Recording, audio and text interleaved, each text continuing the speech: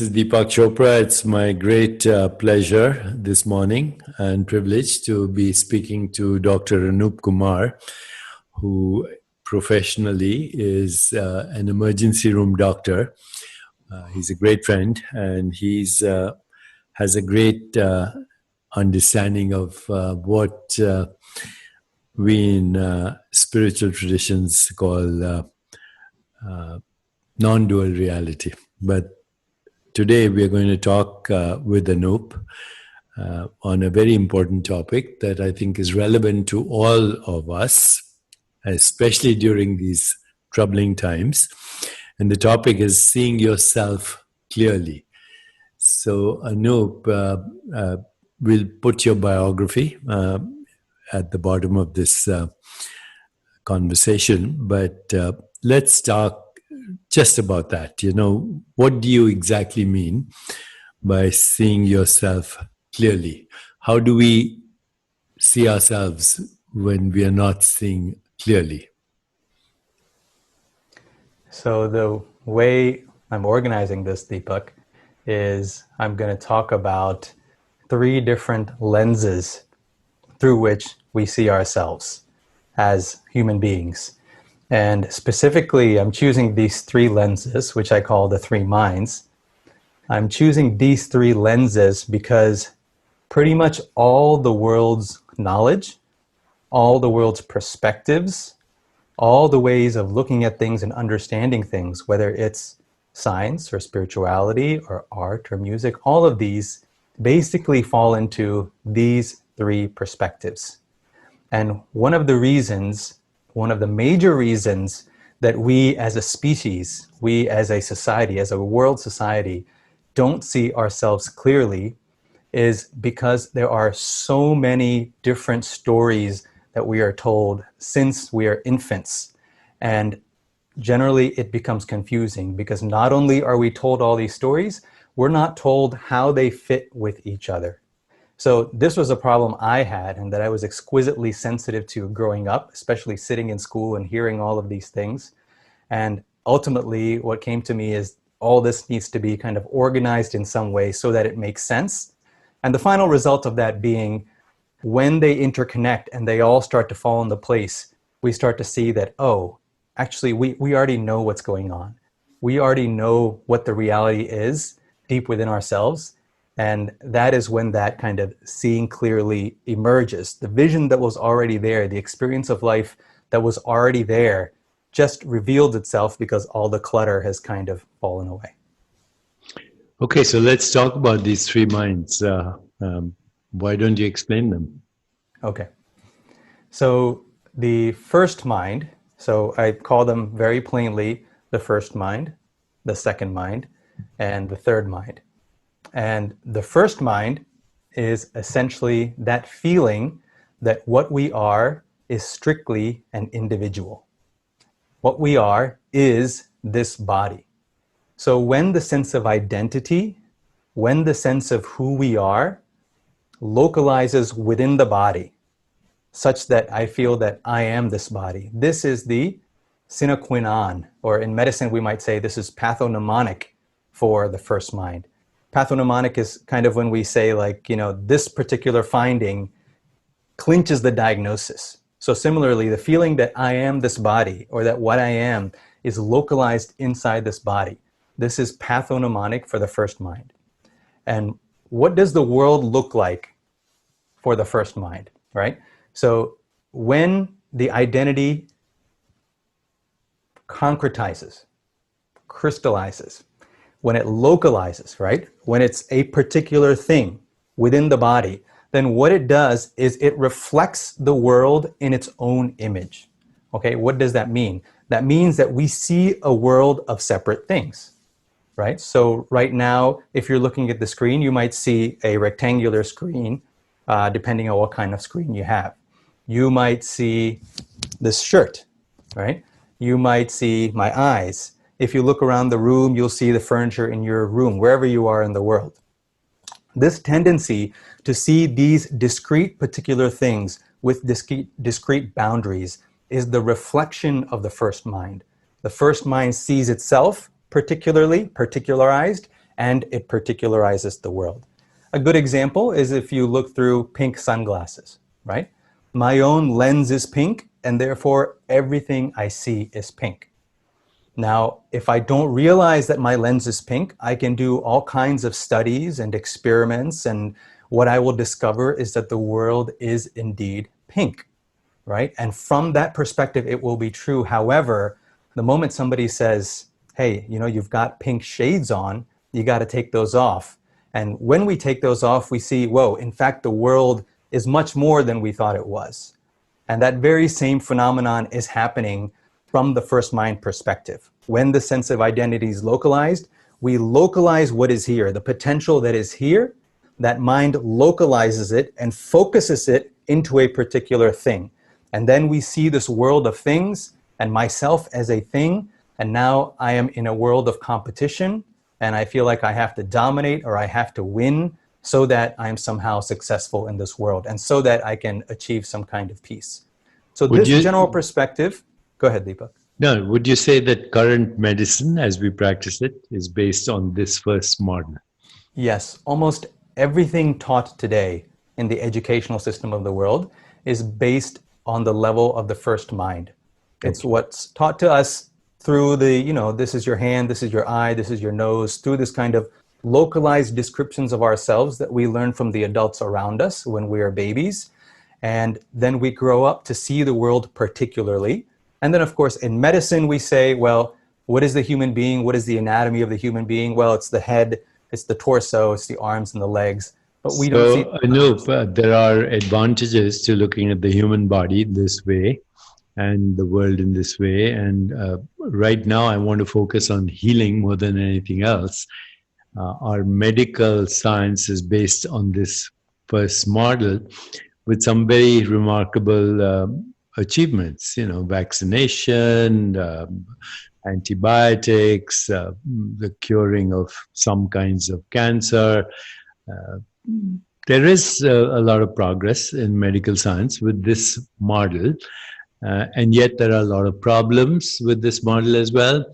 And ultimately, I think you and I would agree that there is still a lot of suffering, notwithstanding all the progress we've made with this model. Yeah. Just say a few words about why this model does not really alleviate suffering, and then let's go to the second mind after that. Okay. All right. So yes, the primary issue with this model, first let me speak to what you said about the successes of medicine.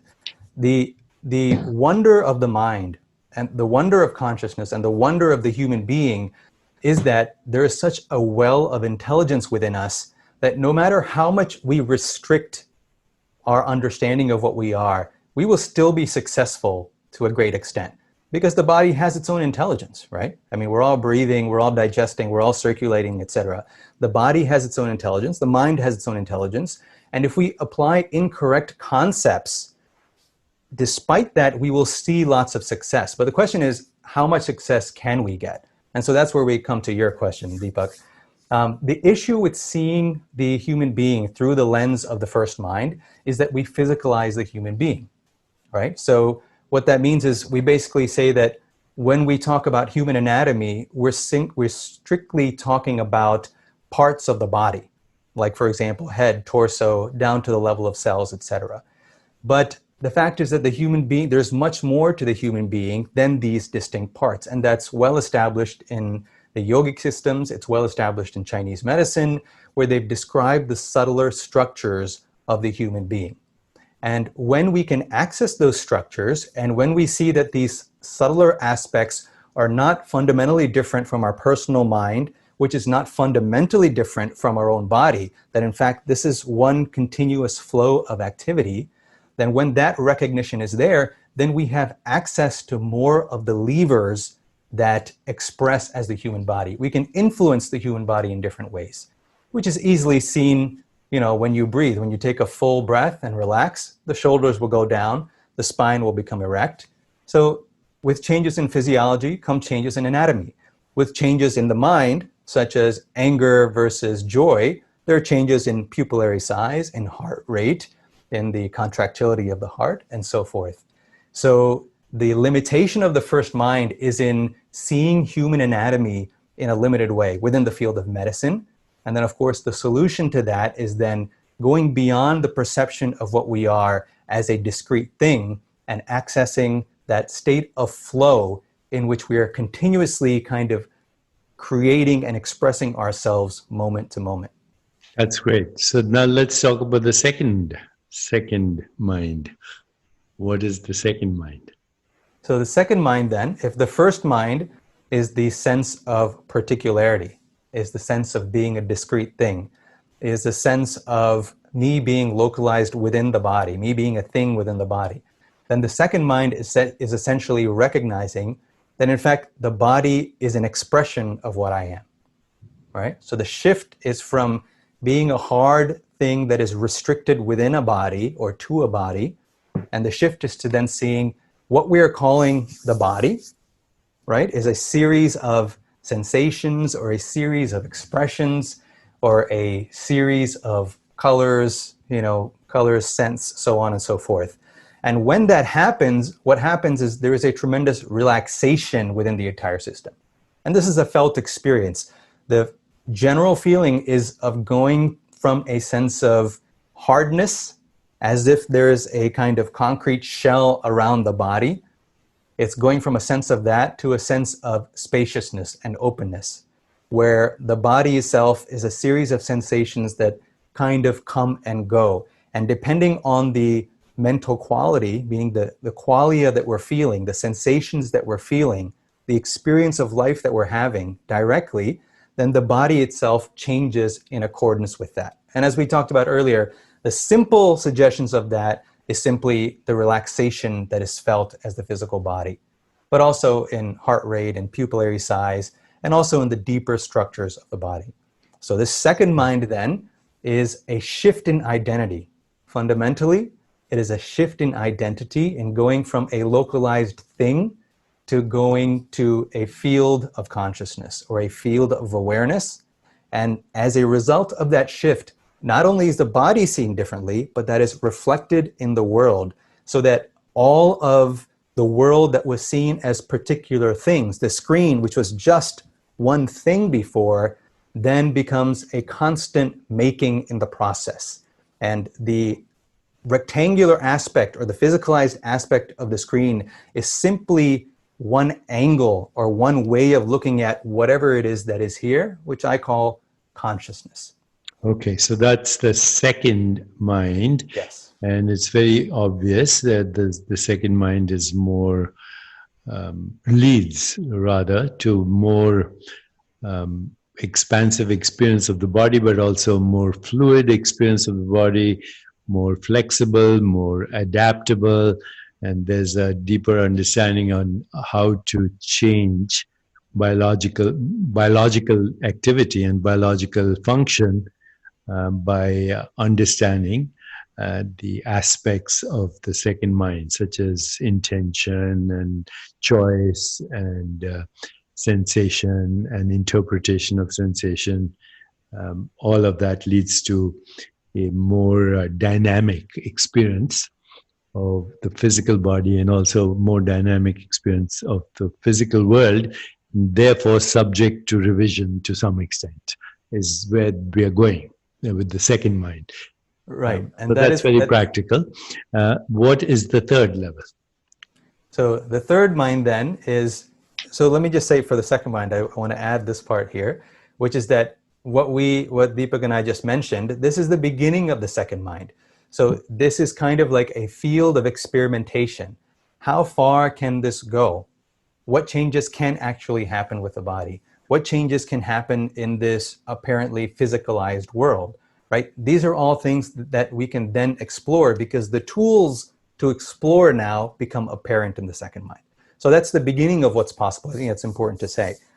Now, what is the third mind? Let's say then this second model or second way of looking at what we call reality, the tools are insight and inspiration and choice and feeling and creativity, a vision for a deeper understanding, probably um, uh, a modality where both we as separate individualized beings are uh, collectively able to revise the experience of what we call physical reality, including the body, but also the physical world. So we're beginning to see that reality is not fixed and it's subject to Right. revision. And that's very practical Right. in terms of healing.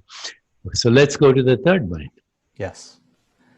So if the first mind is the sense of identity being fixed inside the body, and if the second mind then is the sense of identity being freed from the body, and the body then being seen as localized within whatever it is I am, this potential that I am, then the third mind is the undifferentiated state that appears as this manifesting, mentalizing, physicalizing world. In other words, we can say that this third mind is pure potential.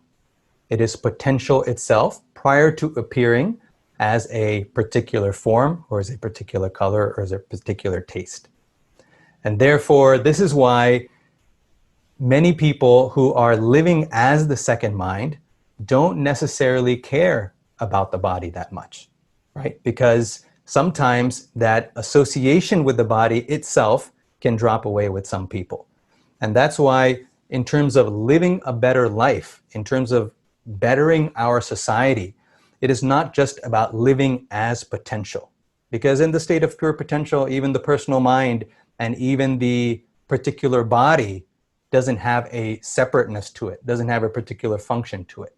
But at this, prior to that, at the second mind level, it is a place where the potential nature of things is recognized and the manifesting nature of things is recognized. So this is basically the field of play and the field of work is in the second mind context. The third mind is that pure, undifferentiated potential, which is appearing as all the things we talk about and name and recognize. So the third mind would be the source of both the second and the first mind, right? Yes. The third mind, when viewed incompletely, appears as the second mind, which when we view just a portion of the second mind through a particular lens, it appears as a first mind physicalized world. What's the, to be practical again, what's the practical benefit of knowing ourselves as the third mind? Is it, does it have anything to do with, say, the alleviation of the most fundamental fear that people have, which is the fear of mortality? In a sense, that's the fear of everything else, the fear of the unknown, the fear of unpredictability. We are seeing that right now in the world. We are seeing existential anxiety. We are also seeing fear, and we are also seeing a subtle form of fear of death in almost everyone. Normally that happens as people get old or they get sick or they confront death in the family or their own mortality. I think right now we're seeing this subconscious existential fear and anxiety of death everywhere. So does the third mind experience have any practical benefit in this most fundamental fears of existence? So when we talk about practicality, we're of course talking about us as human beings, as individuals living in the world. What is the practical benefit? And the practical benefit of the third mind is when it seeps into our second mind perspective. So the third mind as itself is pure potential, right? So from a species perspective, we might not say that there is a benefit as the third mind. That's kind of a separate conversation. However, what the benefit of that could be is when we recognize our own nature as this potential, and when we recognize the world itself as this potential, then that seeps in to our perspectives and how we live. And the more that seeps in, the more that reduces unexpected or anxieties that are circulating without purpose in our minds, right? That are due to fear of death, for example. So the fear of death is there, it persists, but as I recognize what I am as something that is not just a body, right? That is not just a mind, then where is the beginning to that and where is the ending to that? And as a result of that, this idea of death kind of falls away. Not because the body won't die, but because the sense of I, the sense of identity is no longer restricted to the body, right? Nobody cries when we cut our fingernails, right? We lose part of our body every time we cut our fingernails. Thousands of skin cells are falling off of us all the time. Nobody's upset about that. Nobody fears that. Why? Because the identification is not with that fingernail, not with those skin cells. If the identification were there, think of a child who's getting their hair cut for the first time. They often cry because they've identified with that. They've been taught to identify with that so much, so they'll cry. They lose that identification over a period of months to years, and they no longer cry. Exactly like that, when the sense of identification goes beyond the body and this mind, then the fear of something happening to that body lessens and lessens and lessens. And almost paradoxically, because that body is relaxing, it can experience a state of healing. Very good. So, because of our tradition, mine particularly, having grown up in India, and you too, having grown up here, but in that environment, we're kind of used to terms like Jagat Mithya, the world illusion, Maya, the play of the appearance, rather, of the world as finite, Tattva, the qualities of experience, Sankalpa, subtle desire, Sanskara, memory, all of that. We kind of have some familiarity with those models of looking at reality, which are quite different than the physicalist model. But in the way we are speaking right now, I'd like to ask you some questions and also see if we can make some sense of this metaphysical framework and make it more experiential. So here's a question coming from something I've been thinking about. And what I've been thinking about is not original at all. I mean, other people have thought about this, and particularly the wisdom traditions. But if I was to look at what I could say is the only fact of existence, I would say the only fact of experienced existence is sensation, period. All experience is a subtle form of sensation. We touch the sky and the stars and the moon through seeing, which is a subtle sensation. We touch all vibration through sound, but also subtle sound, thoughts and vibrations in consciousness that we call thoughts and feelings and images and all of that. We touch the earth and water through taste and smell. These are modes of knowing. And so ultimately, the only mode of knowing is some kind of sensation, some kind of perceptual sensation, mental sensation. And the rest is kind of a story around that. The scientific story is that the sensation suggests that matter is a fundamental reality. That's this particular sensation suggests matter. So that becomes the scientific story, which is very successful. We are speaking to each other using the scientific story right now. But then when we go a little deeper, we realize that sensations are species specific and also culture specific. They're learned phenomenon. The interpretation of sensation is a learned phenomenon. When I was in medical school, long time ago, in the 60s, there was a Nobel Prize awarded to two scientists who basically did a variation of the following experiment.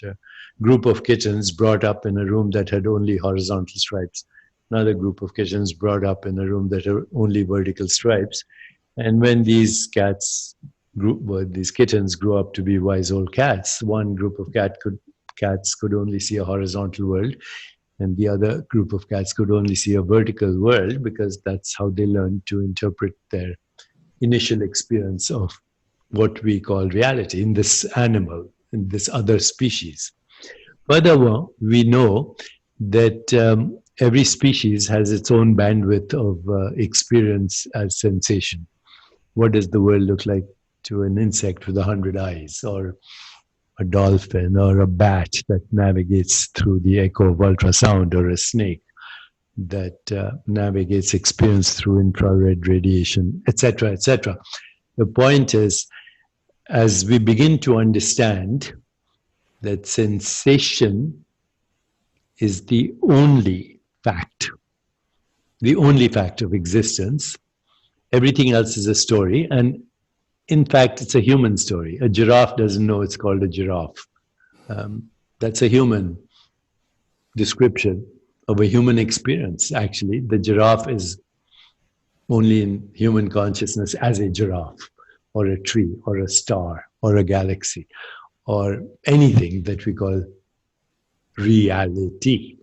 But what I'm understanding right now is that actually something that our tradition has emphasized, that anything that you can conceptualize or imagine or perceive or actually sense as a sensation, or the interpretation of a sensation, is fundamentally not real. That the fundamental reality is, in fact, exactly the third level that you speak of, which is the source of all sensations, including the sensation that we call thought, including the sensation that we... So there's one source, and that the image of an object, the image of an object, say, in consciousness. I can see this perceptually, but I can close it, my eyes, and then I can see an image. Then I can also think about it. I can make a sound of it. That all these aspects of experience, whether I'm seeing it or imagining it or sensing it or smelling it or making sounds with it or figuring out the contents of these squiggles, which we made up, that all of this is actually our own creation. And if I understand that, then the notion of a physical body is also my creation. And, there's no such thing in the deeper reality. There is no such thing as the physical world. That actually, this could have practical implications in that my ultimate freedom for creativity or experience is to figure out not only how sensations are conceived, governed, constructed, and come into experience, not only to figure that out, but also figure out how I can change that experience and actually maybe go to the most fundamental level of existence, which is differentiating into all modes of knowing, including other species. And that opens a door to the wisdom traditions talking about non-local experiences, extrasensory perception, looking at the future, knowing the past, remembering other lifetimes, knowing the experience of other species, on and on. I mean, there's no limitation to the third mind at all. So given that, asking you very simply, without going into great details, metaphysical expositions, what is matter to you? Matter is a sensation. And what is mind to you? If you want it very simply, matter is a sensation, mind is a sensation, and fundamentally mind and matter are not different. These are stories we tell about sensations, as you said. And then what is reality then, ultimately? Reality is an idea. Huh? It's an idea that some people have given. It's a word that some people have given either to a particular set of sensations or a very subtle sensation or that from which that sensations arise. It depends on who is saying the word, but it refers to, when people use the word reality, it refers to one of these, either a group of sensations or a very subtle sensation. For example, oneness, a sensation of oneness, of unity in multiplicity, that is oneness, and or that in which even the one and the many dance with each other, the source of that could also be reality. Ultimately, more than understanding what reality is, to me, it's more important to understand the ways in which this word is used and what it points to. You know, you said earlier, Deepak, that because of science, because of the stories we tell, for example, we can do this, we can meet like this and have this fun conversation. You know, I would say that yes, fundamentally, what allows this is the magic and the power of consciousness itself. And science derives its ability to do what it does because consciousness is pure potential, because time and space are nothing to consciousness. And therefore, you and I, who are in opposite parts of the country, and all the people who might be watching this in different parts of the world, we're actually in the same space. How is that possible? How is it I can feel you and you can feel me? If really you are in some separate physicalized, no. The reason we tell that story is because we are only privy to a particular set of sensations, which I call the first mind. And when we only recognize those sensations, the stories we can tell can only be stitched together with those sensations because we haven't yet dropped down into the deeper level of sensation. And when we get to that deeper level of sensation, the very words we use, like matter or mind, change meaning because the sensation that is identified or mapped to those words is much more vast, much more subtle, and touches on multiple sensations at the first mind level. And that's why you'll see people who are trained in a particular way, they'll say, oh, that doesn't make any sense. What do you mean consciousness is non-local? It doesn't make any sense. Well, yes, because for them, consciousness is localized within, it feels like it's in the body. At the second mind level, however, consciousness feels like something different and means something different and is experienced as something different. And therefore, we map that differently. We use the word differently. That's exactly why I'm using this three minds framework, is to show there is a translation that we need to begin to understand to upgrade our understanding of medicine, of politics, of economics, of science. We need to start beginning to train our scientists to understand, look, there is a first mind configuration. There is a second mind configuration. There is a third mind configuration. And what we're generally teaching is the first mind configuration. So yes, ultimately it is, in terms of the manifested world, it is some kind of sensation. And then if that is the case, then the experience of freedom, joy, ecstasy, you know, like in our society, ecstasy is associated generally with two things, either sex or drugs. And I think that's a tragedy. Like everybody should be able to experience ecstasy every day, right? I mean, like what a tragedy that we make it almost something bad. You know, you shouldn't do it, or, you know, you can't use drugs and all of these kinds of things. And the reason people resort to only these avenues for ecstasy is because we're not teaching second mind living, in which ecstasy is a button to press, you know, it doesn't have to be a physical button. It can simply be, there's nothing to do. Let me enjoy the ecstasy of the universe for a while. You know, like this kind of thing needs to be part of our society. So Anoop, this is our first conversation in a public forum like this, and I hope that we can do one conversation or maybe even two, depending on our schedules, a week. And what I'd like to do is actually like you to think about this. Look at the world right now, okay? Look at just medicine, or look at human suffering, chronic disease, acute illness, COVID-19 pandemic, but look at other things that are happening in the world, like racism and bigotry and violence and terrorism and all the social and economic injustice and the destruction of the ecosystem and extinction of species and mechanized death and gangsters as world leaders. We seem to be in a mess. So what I'd like to do is for you to think, starting for our next conversation, Mm-hmm. take one thing at a time. So let's take chronic disease Okay. for our next conversation Okay. and see if we can take this deeper understanding of first mind, second mind, third mind into how do we understand chronic disease and what are the options we have Okay. without with or without pharmaceuticals. Doesn't matter because that's Yeah. part of our reality as well. So let's look at chronic disease. And then we can look at other things, acute illness. We can look at social interactions. We can look at environment. We can look at economics. We can look at world governance.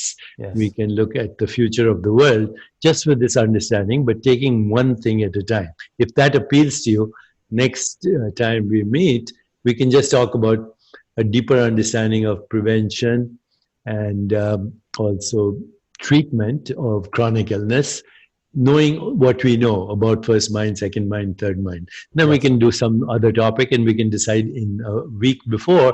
So you have time to think about this, and then I can mine some of the insights you have. Okay. So before we close today, just want to ask you, when you see yourself with clarity or increasing clarity, how does life change? What happens? I would say the main thing for me is that there is a sense of openness, a sense of possibility, and a sense of freedom.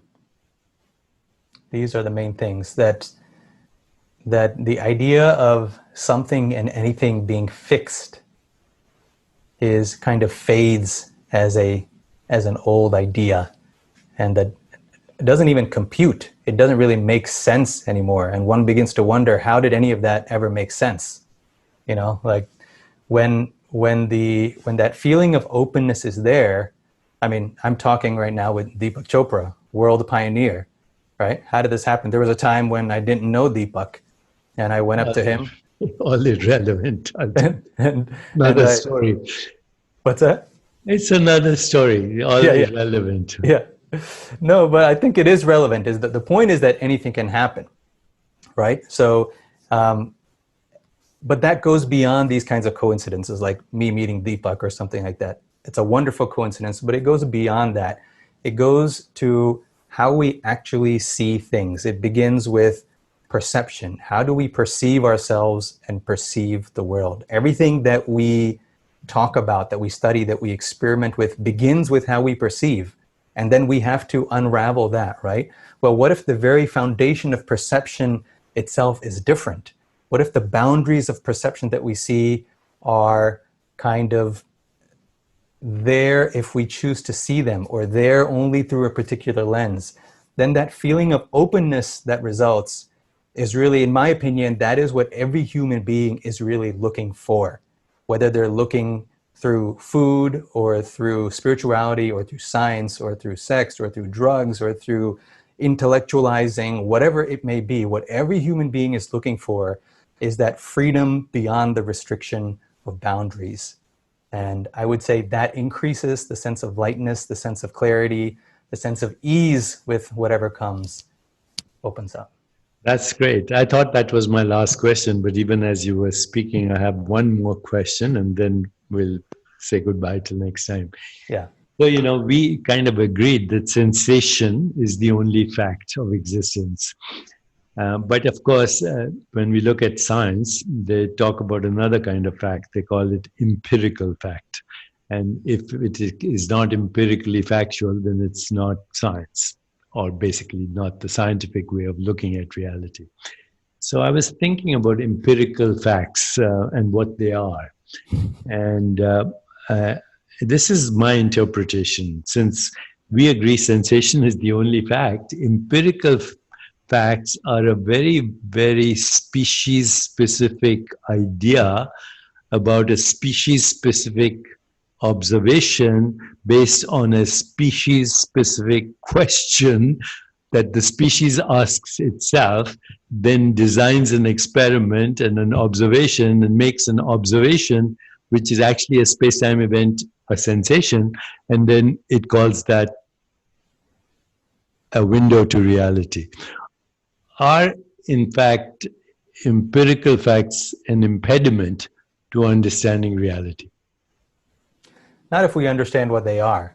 And that's the beautiful thing about this. Empirical facts, as we generally talk about them in the society, are at the first mind level. And what are they? Deepak, as you said, they are collections of sensations that we don't recognize or acknowledge. Sometimes we recognize, but we don't acknowledge it. Sometimes we might acknowledge it intellectually, but not recognize it. But we have to recognize that what we call an empirical fact, like the weight of something, right? If a person weighs 160 pounds, what does that weight come from? Well, it's a series of perceptions. It's a series of sensations. First of all, the feeling of being pulled down is what we call weight, right? The feeling of being pulled towards the center ultimately of the earth. Leading to a concept called gravity. Right, ultimately, and we name these sensations with labels. And now when you measure that weight in a particular way, you might see how much the needle is displaced. That's a perception. That's another sensation. How much that needle is displaced. We create intervals of how much displacement there is, and that becomes pounds or kilograms, right? All of these are based on, at a subtle level, sensations, and these aggregations of sensations then become empirical facts. And so there's nothing, we can use empirical facts to create technology. Best only when we recognize what they map to, and they map to these subtle sensations.